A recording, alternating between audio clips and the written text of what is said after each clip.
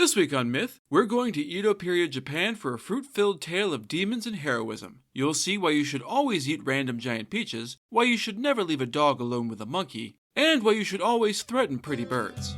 Then, in Gods and Monsters, we'll meet a creepy baby that can turn into a ball of fire.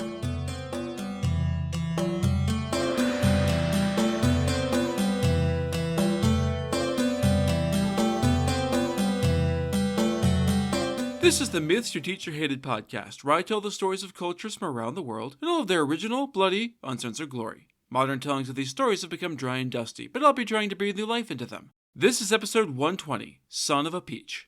As always, this episode is not safe for work.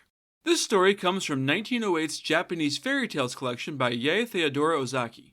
It was originally a tale from the oral tradition first set down during the Edo period, which lasted from 1603 to 1867, but it may be as old as the Muromachi period, which lasted from 1392 to 1573. There are, of course, multiple versions of this story, but, surprisingly, almost all of them are essentially the same with only minor variations in the details. Once upon a time, long ago, there lived an old man and an old woman. They were peasants and very poor, so they had to labor extremely hard to earn their daily rice. The old man went out every day to go and cut grass, or kindling in some versions, for the other local farmers. While he was out in the wilds, the old woman did the daily chores around the house, as well as working in their small personal rice field. It was a simple life and a hard one, but it was theirs. One day, the old man went out into the hills as usual, leaving the old woman to head to the river to wash their dirty clothes. Summer was quickly approaching, which was a magical time in old Japan. Everything was lush and green and vibrant, and the freshness of it all revitalized the two old people as they headed out to work. The grass on the river's bank was especially vital, looking like a carpet of emerald velvet with bushy pussy willows dancing in the breeze along the water's edge. Both of them smiled at the gentle touch of the summer breeze, feeling very happy for reasons they couldn't quite explain. Setting up in a great spot at a bend in the river, the old woman got down to the hard work of scrubbing on stones and setting things out to dry. The water was crystal clear, so the old woman could see the bright fish sparkling and flashing around her. As she was busily working, she saw a massive peach come floating along, bobbing in the waves. I mean, not like James and the Giant Peach big, but like bigger than any peach had the right to be. Wow, that is a huge peach. In all my 60 years, I've never seen anything like it. If that thing is half as sweet and delectable as it looks, it'll be one of the best fucking things I've ever tasted. I gotta get it. Me and the hubby can share it and have a really nice night. I think it's really sweet that her first thought is to share her newfound treasure. The old woman stretched out her hand as far as she could, but the peach was just out of reach. She looked around for a stick or something to try and snag it, but there wasn't anything immediately at hand. She could go look for one, but she feared that the peach would float away while she was gone. Racking her brains for another option, an old charm popped up in her memory. With no better idea, she began clapping her hands in time to the rolling of the peach in the current and sang, "Distant water is bitter, the closer water is sweet. Pass by the distant water and come into the sweet." To her surprise, it fucking worked. As she sang this verse over and over, the peach veered off course and drifted right towards her until it was finally close enough for her to reach out and pluck it from the water.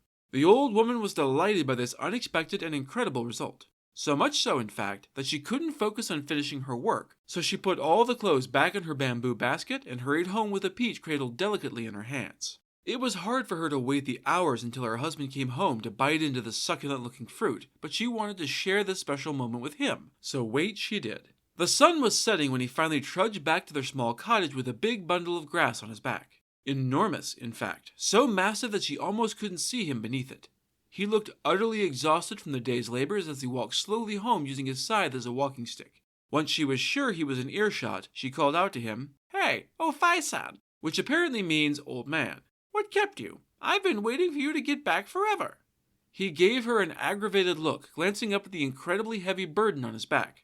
"What do you think kept me, old woman? What's chapping your ass today to make you so impatient? Did something happen while I was gone?" His wife smiled. No, nothing like that. I just have a present for you, and I'm excited to give it to you." He smiled back at her. "Oh, that's very sweet, wife. Let me wash up and meet you inside." While he was busy washing his feet, she hurried to the cupboard where she'd stashed the peach. It was enormous in her hands. If she didn't know better, she'd swear it had gotten bigger since this morning, but of course that was silly. She held it up to the old man as he entered. "Have you ever seen such a gigantic, delicious-looking peach in your life?" The old man gaped open-mouthed at it. No, I don't think I have. That's a real monster of a peach. Where'd you buy that? The old woman shook her head happily. Didn't have to buy it. I found it floating down the river while I was out washing our clothes. Oh, by the by, I didn't actually finish washing our clothes yet. Too excited. She related the whole story to him, and he was duly astonished at it all. That is truly one hell of a story, wife. It's an incredible find, and after today, I'm starving. Let's cut that sucker open and eat it. He took a large knife from the kitchen and placed the peach on a cutting board to do just that, when the peach suddenly split in half down the middle. Hold up a second there, old man, said a tiny voice as out of the peach stepped a small child. The elderly couple was understandably terrified by this bizarre and unexpected occurrence, and they fell down to the ground in fear, convinced that this was something evil and supernatural. Can't say I blame them, but they were in luck. Oh, don't worry. I'm not a demon or a fairy or anything like that. I'm just a little peach boy. You see, the gods in the heavens have seen your plight and have compassion for the two of you. You work hard every day, and all you ever wanted is the child you couldn't have. The heavens have heard and sent me to be your child in your old age. And hey, I come with language pre-installed, which is pretty cool, right? The little child's voice had the ring of truth, so the couple got up and rejoiced at this unexpected boon. They had indeed cried every night about not having any children of their own, and now their hearts were filled with joy. The old man lifted up his new son into his arms, then passed the child to his wife to do the same. They named the kid Momotaro, which translates to Peach Boy, or the son of a peach, for obvious reasons. The years passed quickly, and, before they knew it, Momotaro was 15. He was taller and stronger than any of the other boys his own age, and given his divine heritage and solid parenting, he was also courageous and wise. Oh, and he was also super attractive as far as teenage peach boys go, which is apparently very pretty. His parents were thrilled with the young man he was growing up to be. When they looked at him, they thought he was exactly what a young hero should look like. One day, Momotaro came to speak with his adopted father. Dad, you and I both know that it was kind of an unusual situation that brought this little family together, but I want you to know that you've been the best dad a peach boy could hope to have. Your goodness has been higher than the grasses you cut every day and deeper than the river where Mother washes our clothes. I'll never be able to thank you enough. Of course, Momotaro. It is my duty as a father to take care of you and raise you with love and kindness. Besides, when you're older, it will be your duty to take care of us in turn, so it all balances out in the wash. It's very sweet, but I'm a little surprised you would thank me like this. There's really no need. I understand that, Dad, but I need a favor from you, and a little patience as well. There's something I need to do before I can start paying back all the kindness you've shown me these last 15 years.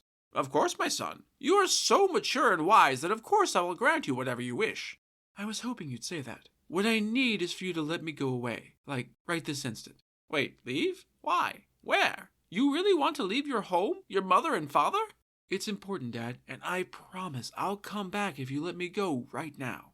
Go where, Momotaro? Look, I know it sounds weird, but that's only because I haven't told you why yet. You see, far away from here in the northeast of Japan lies a small island in the sea. It's the island's stronghold for a vicious band of devils, like literal devils. Even all the way out here, I've heard whispered rumors of how they raid our villages, killing and raping and robbing, carrying off any captives they can. This is vile and evil, but even worse, it's disloyal to the Emperor. How dare they disobey his laws? Oh, and they're also cannibals. Maybe should have led with that. They slaughter and eat the captives they take, which is both evil and illegal. Someone needs to stop them, and I'm just the son of a peach for the job. I need to go and conquer their island fortress and bring back all of the plunder they've stolen away from our people. Obviously, I can't do that from here, which is why I need to go away. The old man was understandably surprised to hear such a bold declaration from his 15-year-old son. There was such conviction in his voice, though, that his father knew in his heart that he had to let Momotaro go. Besides, he was no ordinary boy. He was a wild and courageous child of heaven. Those demons wouldn't be able to touch a hair on his head. I wouldn't stand in the way of your destiny, Momotaro. You have my blessings to journey to that island as soon as you're ready and conquer those vile demons. Thanks for understanding, Dad. Momotaro was ready to begin his quest the very next day. He was ambitious and courageous, and nothing could hold him back. His parents spent the whole previous day pounding rice in their kitchen to make rice cakes for their brave boy to eat while he traveled. He packed it all up and headed out, watched with tearful smiles by his parents. Good luck, Momotaro. Be safe and come back soon. Momotaro was sad to leave his beloved parents behind and vowed to come back as quickly as he could manage. He would be very lonely on his trek, but that was a price he was willing to pay. He walked until midday when his stomach started to growl, so he sat down under a tree to eat. As he was munching on his lunch, a dog the size of a small horse bolted out of the tall grass. Snarling, the beast rushed right at Momotaro. Hey there, asshole. It's pretty fucking rude to trespass in my fields without asking permission first. Give me all those rice cakes in your bag as tribute, or I'll maul you to death. Ruff. The dog growled menacingly to drive home the threat. Given the heckin' pupper's size, this should have been scary as hell, but our hero Momotaro just laughed. Seriously? You're threatening me, pup? Do you have any idea just who the hell I am? I am Momotaro, the hero of Japan, on my way to subdue the evil demons lurking in their island stronghold. If you try to stop me from completing my quest, I will cut you clean in half from your snout to your tail. He moved one hand towards his sword in a clear threat. And no, I have no idea where he got a sword from, or the war fan he uses later. His family is very poor, so there's no way they could afford such expensive weapons. Maybe they came out of the peach with him? However it happens, he's heavily armed and apparently very well trained. Somehow. All savagery vanished from the dog at Momotaro's declaration. Wait, you're really Momotaro? The Momotaro? Holy shit, I've heard the stories about your incredible strength and courage. If I'd known who you were, I wouldn't have acted like such a jackass. Sorry about that, can you forgive my rudeness? Are you on the way to Devil Island right now?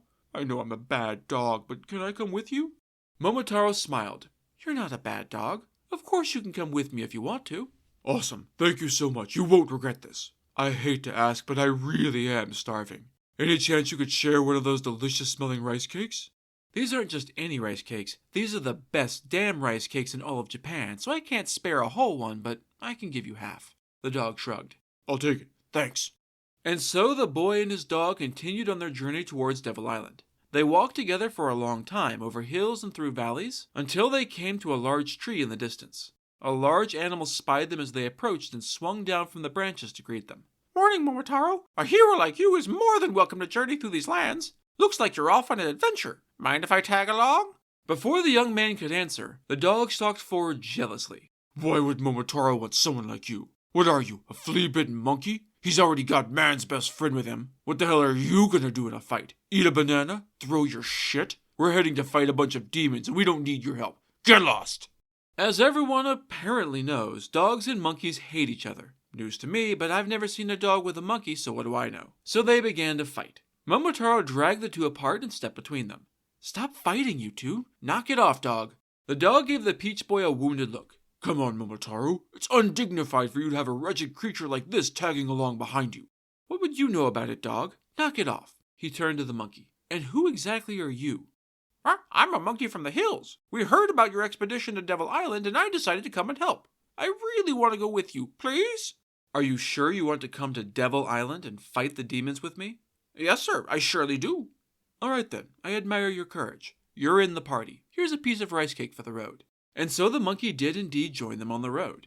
Just because they were travel companions, though, didn't mean they were friends. The dog and the monkey continually sniped at each other as they went, each daring the other to start the fight they both wanted to have. They were both just awed enough by Momotaro to avoid coming to blows, but just barely. This bullshit got on the Peach Boy's nerves, though, so he was in something of a foul mood as they went.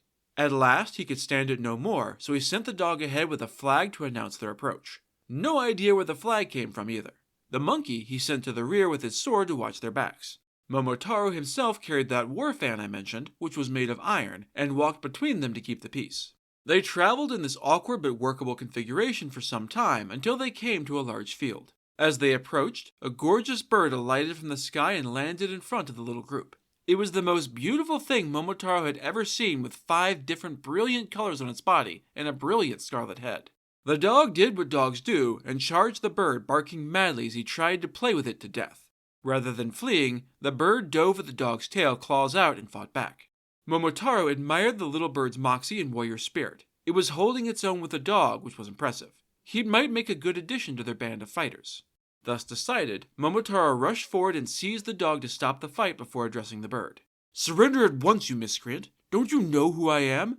I am Momotaro, off to fight the demons of Devil Island, and you are standing in our way. You can come with us, or I can let this dog bite your head off and kill you. Your choice. That doesn't seem like a very polite way to address someone you admire, especially since the dog totally started this. The bird was appropriately cowed by Momotaro's reputation and surrendered immediately. I'm sorry, Momotaro. I know it's no excuse for quarreling with your canine servant, but I didn't know he was with you. I am just a miserable pheasant, so it's very generous of you to accept my surrender. I beg you to allow me to follow behind your procession. Please, I'll stay at the back behind your dog. Very wise of you to surrender so quickly. I accept your offer. You seem like one hell of a fighter, so I think we could use you on Devil Island. The dog whined. You're not seriously bringing that tiny-ass bird too, are you? What a ridiculous and needless question, dog. I already said he could come with us, and I don't like repeating myself. Humph, complained the dog, but they all knew that Momotaro had the final say. Okay, now that that's settled, listen up, everyone. We're becoming a little army here, and the most important thing in an army is harmony. We have to work together. As they say, advantage on earth is better than advantage in heaven. Whatever that means. If we don't have esprit de corps, how are we supposed to overcome our enemies? It's time for the three of you to become friends. The first one of you to start some shit gets kicked out of the party, understood? Good, let's go. The animals all agreed, and the pheasant got the usual half a rice cake before heading out. They hurried on for many more days. Their friendship was feigned at first for the sake of Momotaro, but his personality was so forceful that before long they were actually good friends. At last, they came to the shore of the northeastern sea. The rolling waves extended out to the horizon without any sign of land as far as the eye could see. All was still and silent except for the waves alone. The three beasties had come along on this journey with a lot of courage in their hearts, but none of them had ever seen the ocean before. They all gazed out over the endless blue with awe and wonder and more than a tinge of fear. How in the hell were they supposed to cross that to reach Devil Island?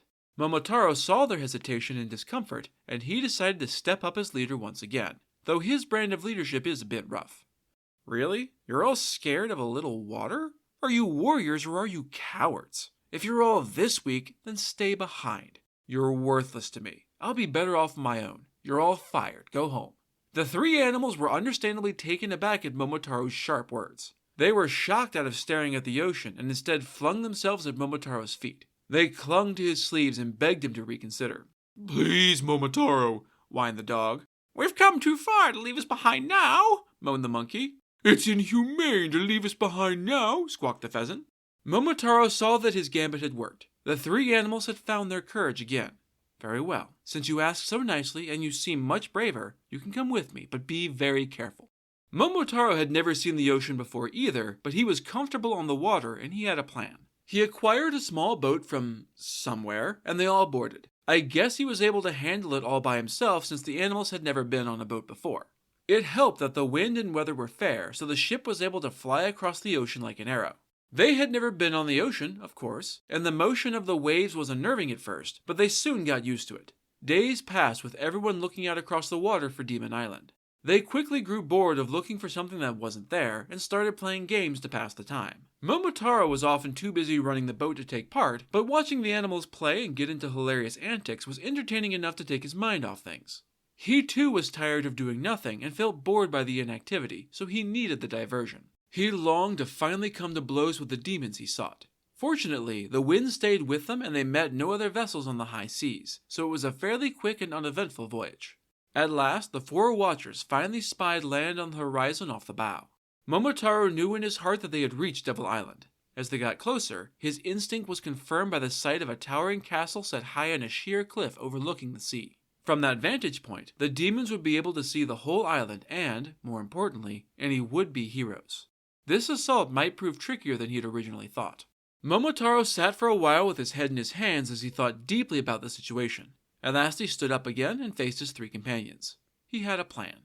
Pheasant, it seems that we are very lucky that you decided to come with us. I have need of your wings. Fly up to the castle and harry our foes to distract them so that the rest of us can charge the castle by land. The pheasant obeyed at once, launching himself into the air and soaring over the castle. He landed on the tallest roof inside the castle walls and cleared his throat. Listen up, you devils. The great General Momotaro has come to overthrow your evil castle and wipe your blight off the face of Japan. Surrender now if you wish to live, and break off your horns as a token of your submission. If you wish to stand and fight, then know that we, the monkey, the dog, and myself, will tear you to bloody shreds and leave you writhing in agony. The horned demons looked up at this audacious bird and laughed. Look at that, boys! A fucking pheasant thinks he's big and bad and tough. What a fucking joke he is. Come here, pheasant, and get a taste of our iron clubs. The pheasant squawked his defiance, which pissed off the devils. They shook their shocks of bright red hair about their wickedly sharp horns and rushed to don their tiger skin pants to look more fierce and terrible. Because everyone knows that cool fashion accessories are more important than looking around and seeing if the obvious distraction is, a distraction. Especially when he straight up told you he wasn't alone. Snazzy pants on, they grabbed the aforementioned iron clubs and then raced to the pheasant's perch. Swinging wildly above their heads, they tried to knock the bird out of the sky. The pheasant was too quick for them and took to the air, dodging each blow before raking the faces and eyes of one demon after another with his talons. He was so quick and vicious that the demons finally began to wonder if they would have to fight more of these horrible birds.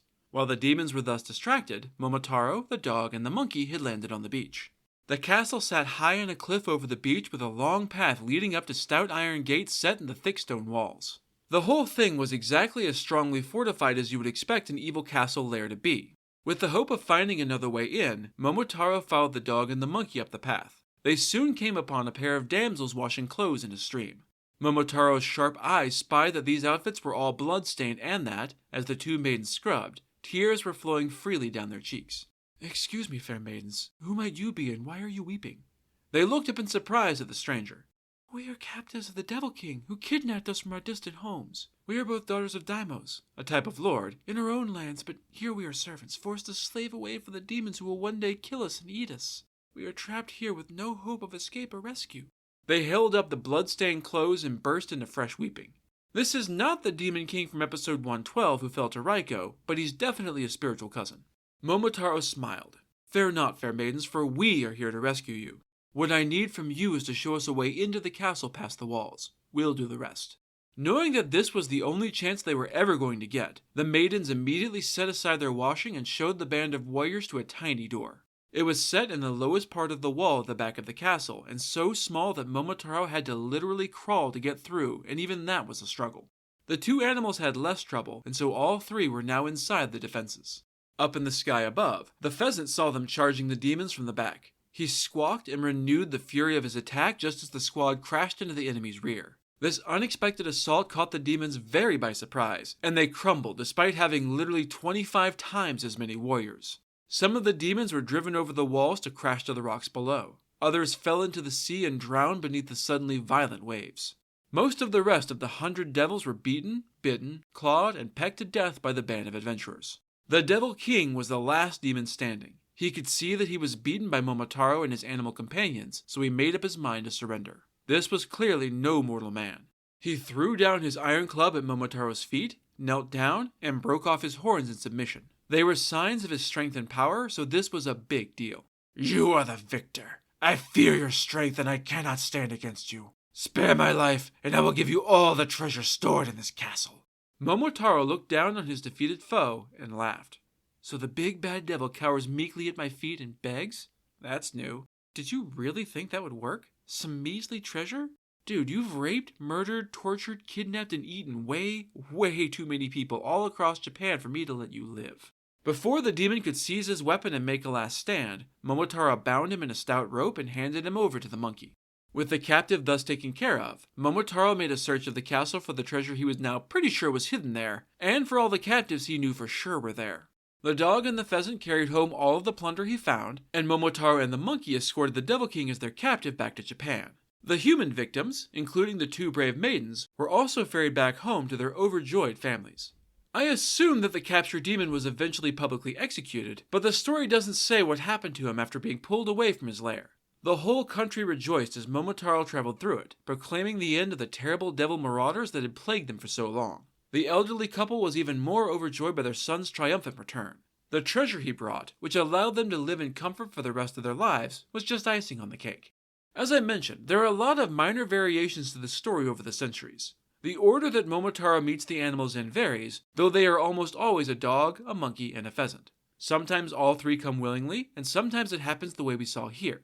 In most of the books from the Edo period, Momotaro isn't born from the peach, but from the old woman after she eats the peach and begins to grow younger in age due to its magic. The Peach Boy's age also varies, with him growing progressively younger as the story gets older. He was probably in his 30s until the early 1700s, and in his mid-20s until the end of the Edo period, though this isn't specified in the text but inferred from the painted illustrations. In a few versions written near the end of the Edo period, he reaches the 15 years we find him at in this version.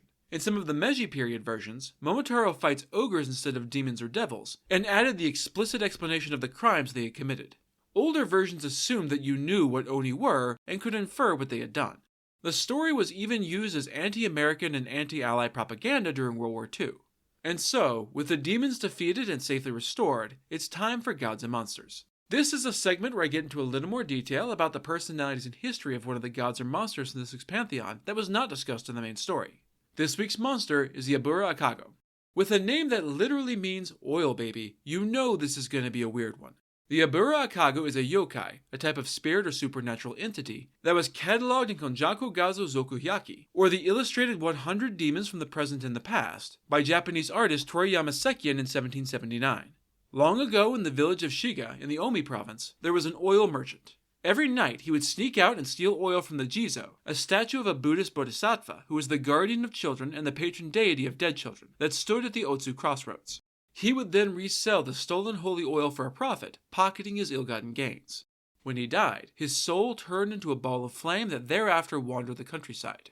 This tale was interpreted from early Edo period books about a mysterious fire known as the Abura Nusumi no Hi, or the oil-stealing fire. The modern yokai interpretation is that this ball of fire sneaks into people's homes, shapeshifts into a ghost baby, probably because of the Jizo statue, which is the patron guardian of dead babies, and licks the lanterns. Presumably, it drinks the oil from the lanterns before turning back into the ball of fire and floating on. One theory behind this yokai is that, long ago, people would use fish oil to light their lanterns, and the local cats would sneak up to lap the oil. Shrouded behind the light of the lantern, they might have looked like strange shadow babies that would vanish, since cats are very sneaky. The story of this yokai may have also persisted as a warning against wasting the precious resource of oil. That's it for this episode of Myths Your Teacher Hated. Keep up with new episodes on our Facebook page, on iTunes, on TuneIn, on Verbal, and on Spotify. Or you can follow us on Twitter as @HardcoreMyth, on Instagram as Myths Your Teacher Hated Pod, and on Tumblr as Myths Your Teacher Hated.